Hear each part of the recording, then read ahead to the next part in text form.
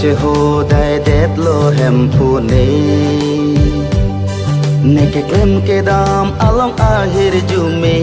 ne pidun tha de nang fan si che ho dai det lo hem phu ne ne ke klem ke dam along ahir jume ne pidun tha de tumon ruwe pone long ku herang pone nang birta ke me ke ronji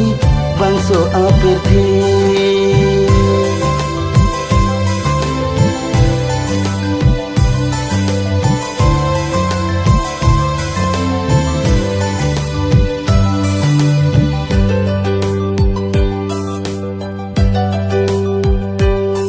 ke kroten si ke jok long ji la sum si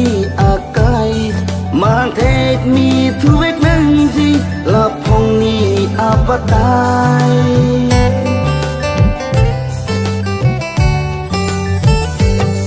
ke kroten si ke jok long ji la sum si akai mang thek mi thu vek nang ji la phong ni apatai hem po si e dia thu ji la e pap hey hey ni kang sam long dun ver po akaya parkai ni kang sam long dun ver po akaya parkai nang pan si che ho dai det lo hem phu ne ne ke klem ke dam along ahir jume ne pe dun tha de nang pan si che ho dai det lo hem phu ne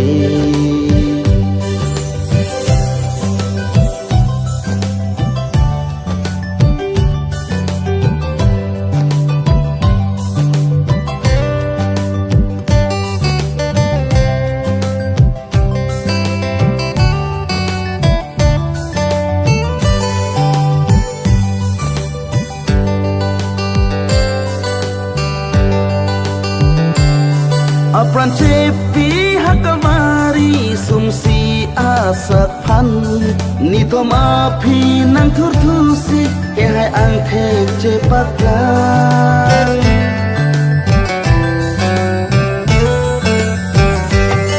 apran cepi hakamari sumsi asak pan ni to ma phi nang thur thu si ke hai ang the che paklang alang livi bene cham si e bang thilo e phan Jesus si dia unchot muni apapan Jesus si dia unchot muni apapan nang fan si che ho dai det lo hem phu ne ne ke klem ke dam along ahir jume ne pe dun tha de tomon ruwe pone long ku herang pone nang birta ke me ke ronji bangso apir the nang birta ke me ke ronji bangso apir the nang pan si che ho dai det lo hem phu ne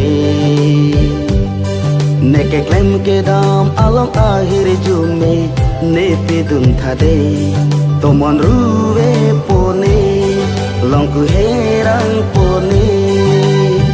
nang birta ke me ke ronji bangso apir the nang birta ke me ke ronji bangso apir the nang birta ke me ke ronji bangso apir the